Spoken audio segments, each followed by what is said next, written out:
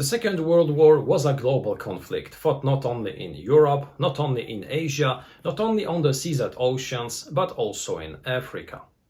During the initial stages of World War II, the British formed a special group, the Long Range Desert Group, which was meant to disorganize and to cut off Italian lines of supply in northern Africa.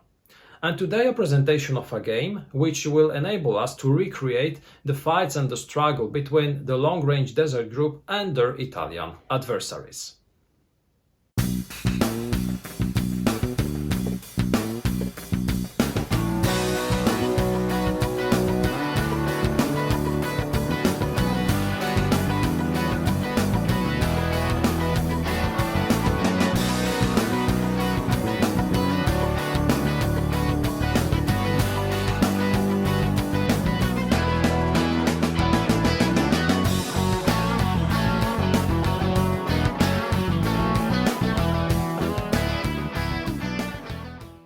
Hello, this is Michel Leviathan-Sorbet and this is a new episode of Wojennik TV. Today a presentation of a title which will transport us to the North African front during the Second World War. This will be the review of Undaunted North Africa. Undaunted North Africa is the second installment in the Undaunted series, which was started by Undaunted Normandy.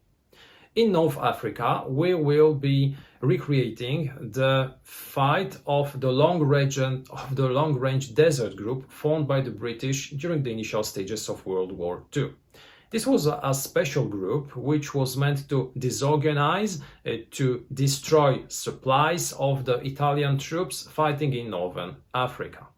This was a quite successful group, a special force, which was really successful in terms of disorganizing the Italian war effort in this region. During the game, we will recreate fights fought by this special group using components similar to what we received in Undaunted Normandy, but with some very important differences. The game was designed by David Thompson and by Trevor Benjamin. It was released by Osprey Games and will soon be released in a Polish version in Poland by Ogre Games. Now it's possible to pre-order the game. Ogre Games started to gather pre-orders, so it is the time to decide to buy this game in a Polish version. The title is for 2 players, aged 14 or higher, and the time of play of a single scenario will be between 30 to 60 minutes. Today I'd like to show you how the game looks, briefly explain how it works, underline what are the differences between Undaunted Normandy and Undaunted North Africa, and also I will try to answer a very important question which some of you might ask. If I already own Undaunted Normandy, is it worth to buy also Undaunted North Africa? So now let's jump into the game, let's see how it looks and how it works. At the end of the video, as usually, I'll give you my final thoughts concerning this title. So let's begin. Here is Undaunted North Africa, the second installment in the Undaunted franchise. Now this is obviously a deck building game in which we will be constructing our own deck of cards, including individual soldiers. The game comes with a lot of high quality elements, among which we can find terrain tiles, cards and counters. Each time we will construct a different battlefield depending on the scenario chosen, and we will construct it using terrain tiles, which as you can see are double-sided. On both sides we find different terrain feature. Each time, each scenario will tell us how to construct such a scenario, because while using the scenario book, we will get a lot of information which will be useful when preparing the scenario. Firstly, we will have a narrative, a setting information where the scenario is set and what kind of situation it recreates. We will get both sides' objectives. We will also receive information about who starts the game, who has the initiative on the first turn, then how to prepare the decks and the supplies, because in the game we will have cards which can be part of our deck, of our hand and of our supply. So some of those cards will start in our deck from the beginning, others will start in the supply and we will be able to buy them during the game. We will also receive information about the vehicles used in the game, because in this part of the game we receive also vehicle counters and vehicle cards.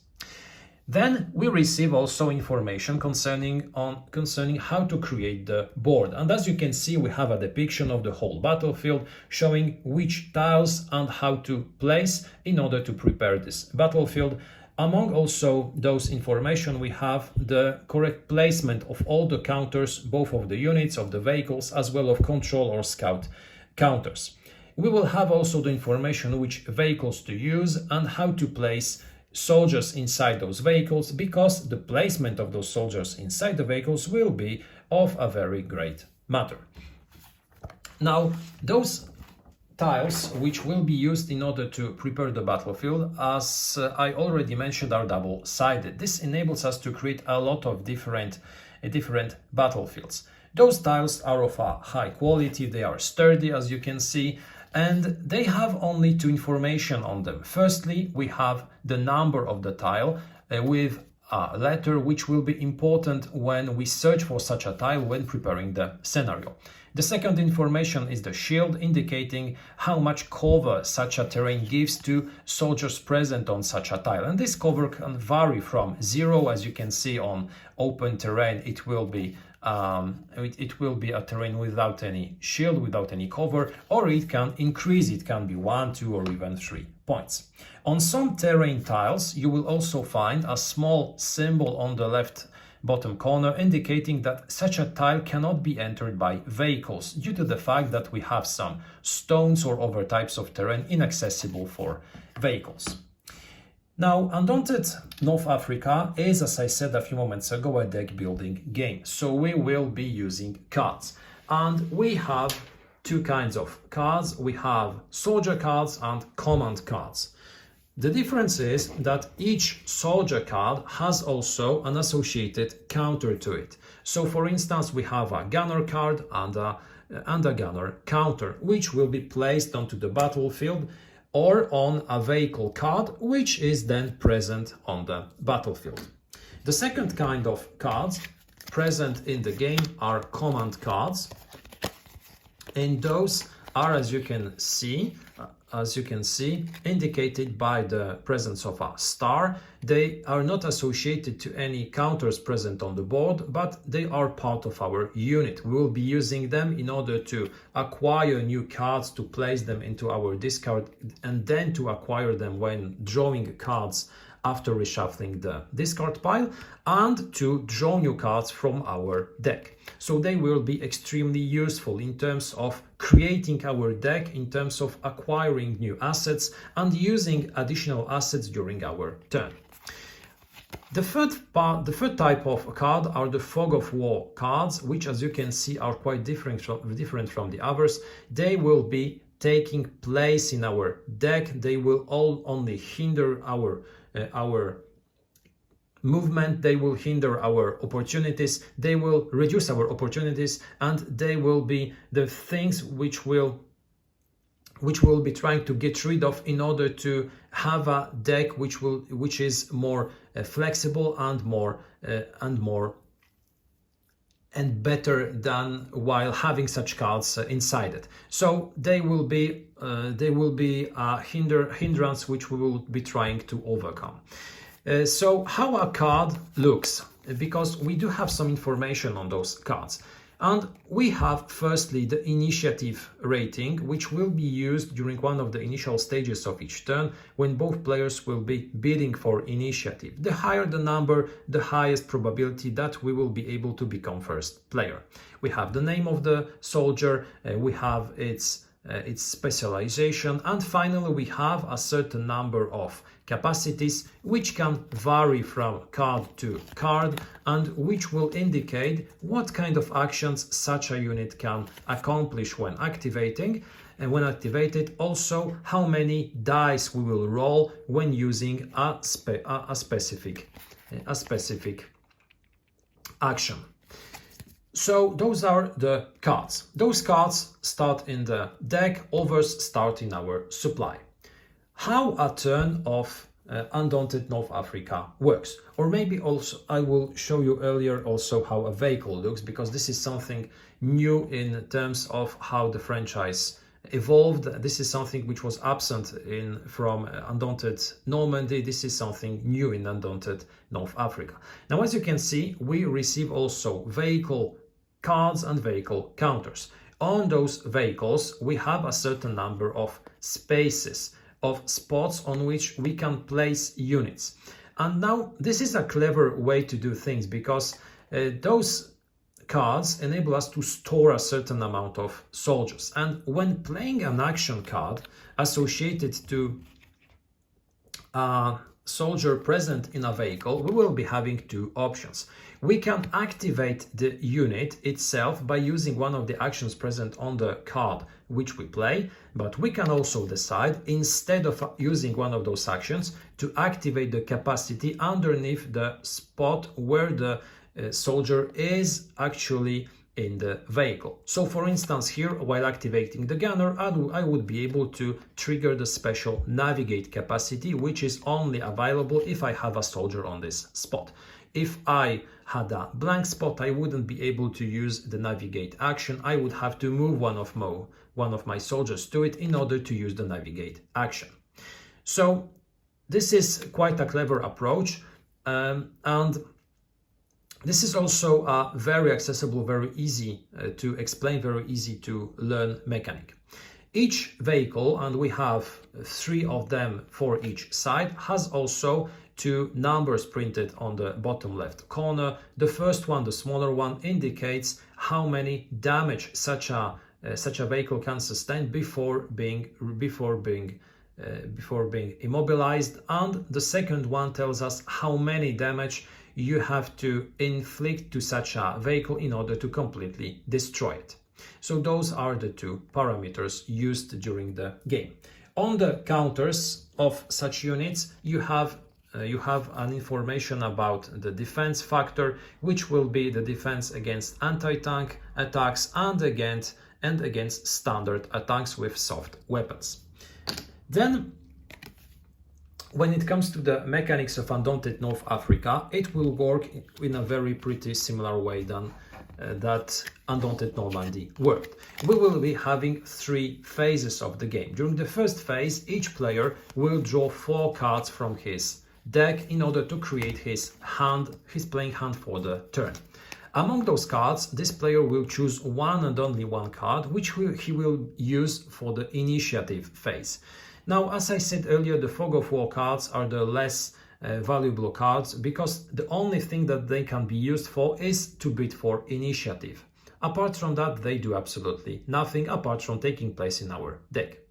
So when both players choose one of those cards, they uncover it and they compare the initiative value. The player who bidded higher will be the player with the initiative during this turn. The card is discarded and each player will have 3 cards in his hand.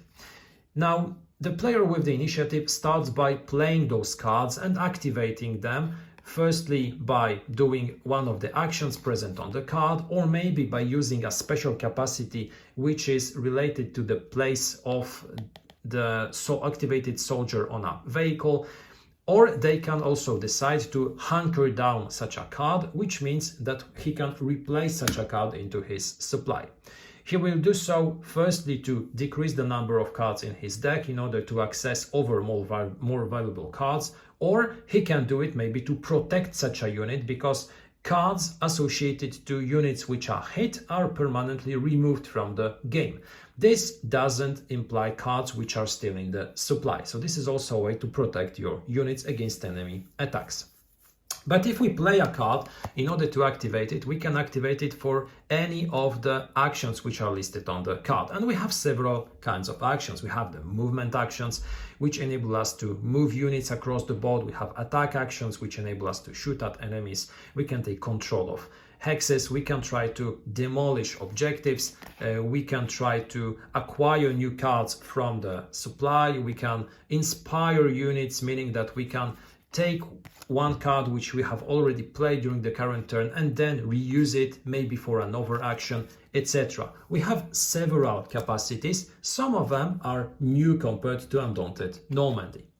The last thing that I would like to briefly explain is how combat works, because although it is the same way that it worked in Undaunted Normandy, I am aware that certain of you haven't played Undaunted Normandy. So because this is a war game, because this is one of the most important mechanics in the game, I'd like to briefly explain how attacking over units works. Now, obviously, in order to attack an opponent, you have to have a unit which is activated and which will shoot at your opponent. When you shoot at your opponent, you choose your target and we check its defense value. The defense value will be a combination of its defense factor printed on the counter, of the defense factor printed on the tile where such a unit is present, and of the distance. Shooting at a distance of 3 hexes means that the defense factor of a unit will be increased by 3. So in this case, shooting at the gunner will be a roll against the defense factor of 4 plus 2 for the tile and 3 for the distance, which means that the final defense will be of 9.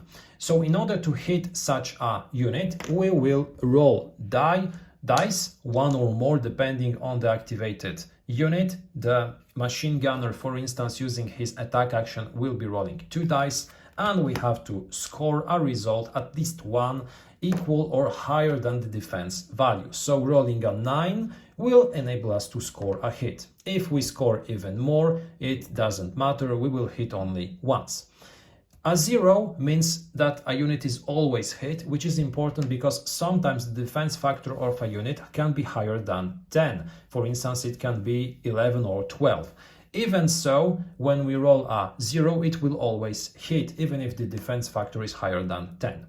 Hitting a unit means that such a unit has to sustain a wound, which in this game is abstracted and is resolved in such a way that the defender has to discard from his hand a card associated to the unit which was hit. So in this case, it would be the machine gunner, which would be removed entirely from the game. If I do not have a card in my hand, I have to remove a card from the discard pile or from the deck. If I'm unable to do so because I have no card left, the counter itself is removed permanently, meaning that I won't be able to access it again and the unit is permanently removed from the game. And that's pretty it when it comes to the basic rules governing attacking units in Undaunted North Africa. In each scenario, the objectives of both sides will be explained in the scenario book, but what is different compared to Undaunted Normandy is that both sides will very often have different objectives. This is also true in terms of trying to secure objectives, which can be indicated by the objective counters, or maybe using also some special tiles placed onto hexes. The Italians in general will secure objectives by controlling them, just as it worked in Undaunted Normandy. The British, on the other hand, will not control objectives. They will try to demolish them using special capacity, which is the demolition capacity, trying to blow up depots or aircraft or buildings, and so to destroy them and to forbid Italians from using them during their war campaigns. So both sides will be racing for objectives on the board, but they will try to secure those points in a different way, which is also quite an interesting approach and which is a big difference compared to Undaunted Normandy. Now that's pretty it when it comes to the basic rules of Undaunted North Africa. I won't be explaining each and every capacity of the units or other mechanics. I'd like to invite you to the final part of this video now. I'd like to tell you what I think about this game, what I believe are its strong but also the weaker points, and how I find it compared to Undaunted Normandy. Brainic TV was and still is one of the mediatic patrons of Undaunted Normandy, of the Polish version of this game. So it is not a surprise that Undaunted North Africa is also a game which I really wanted to try, which I really wanted to test and to see how it works compared to the earlier version set in Normandy. And during this final part of the video, I'd like to tell you what I think about this part of the series and what are the key differences between the two editions. But firstly, I'd like to say what I like in this title, what I think are its very strong points. Firstly, as well as it was the case in Undaunted Normandy, it's the quality of the elements that we receive in the box of the game.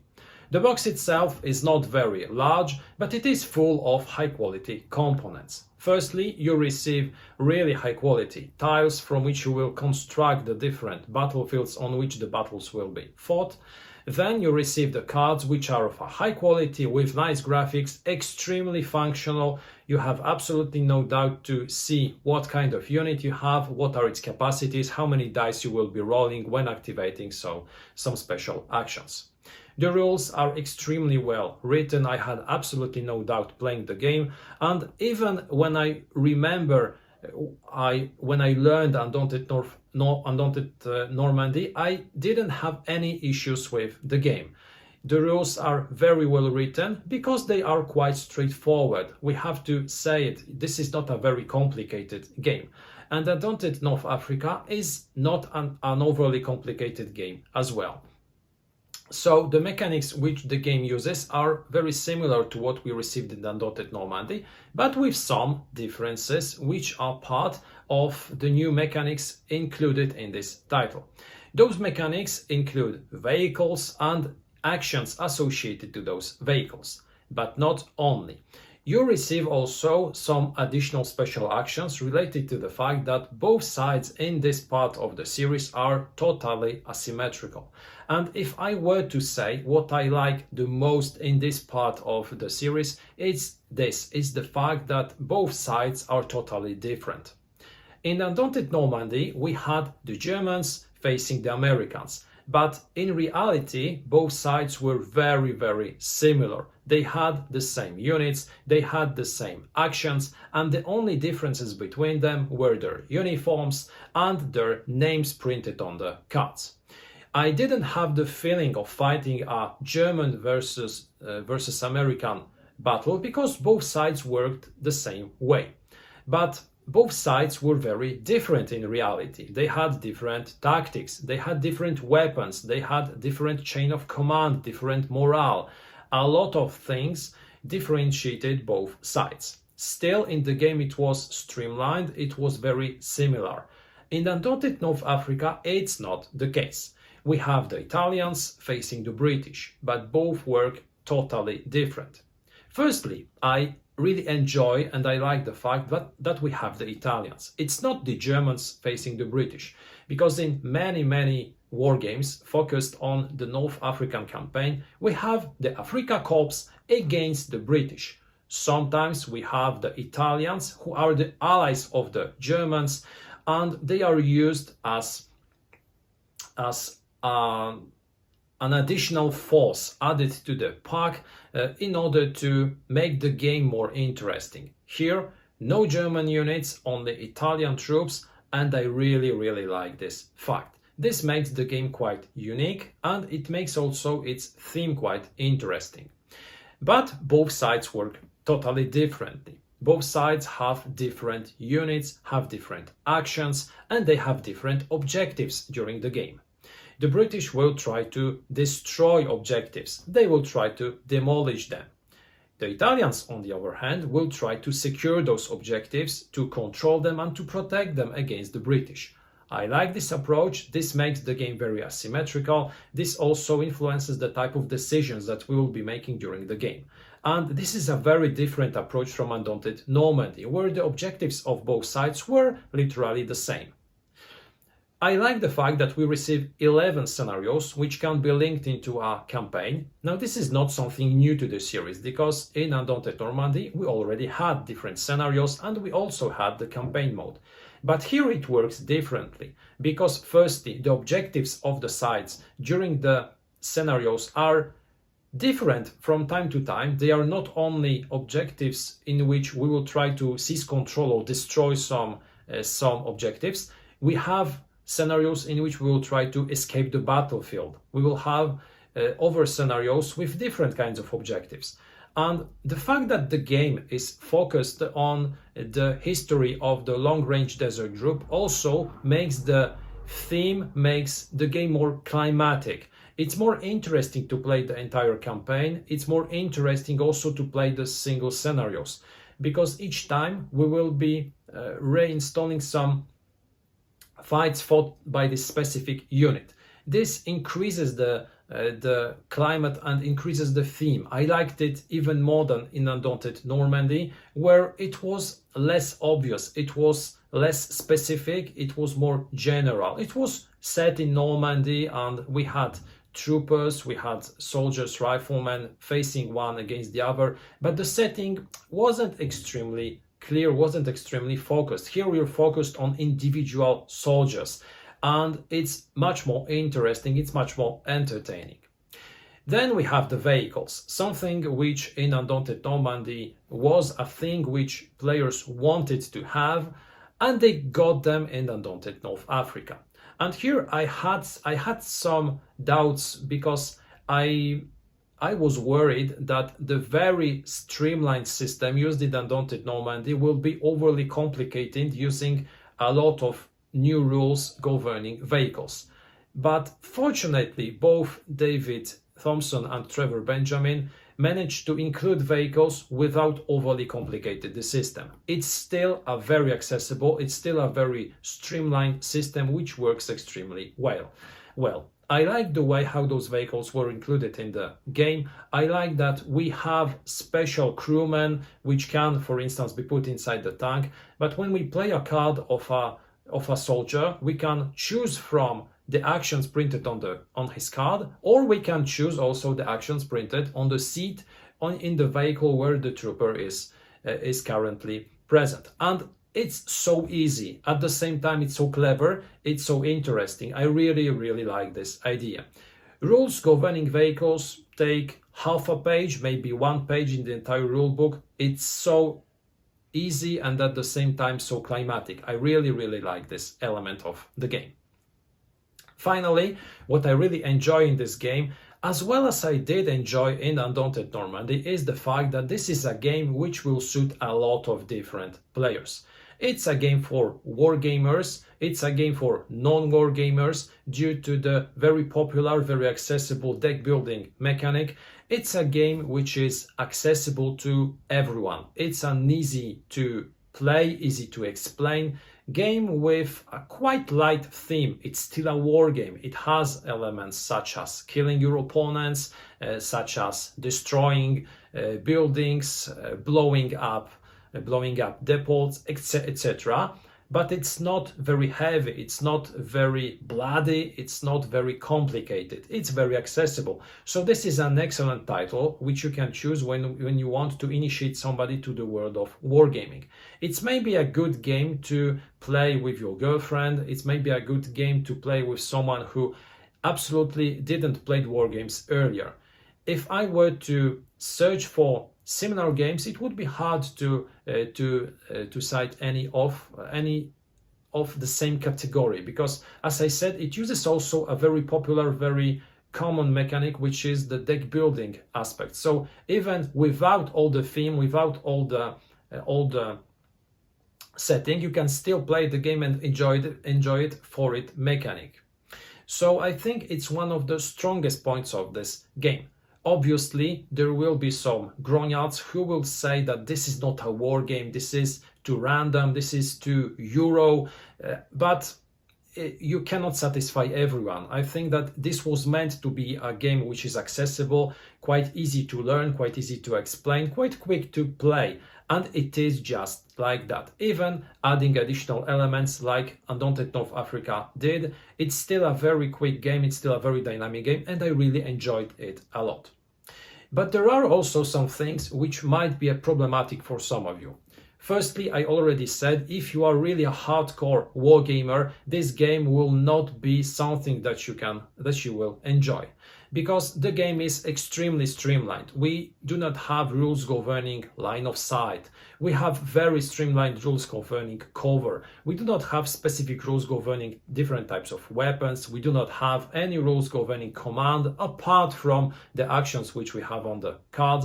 So a lot of elements which are part of many war games are absent or very abstracted in this game.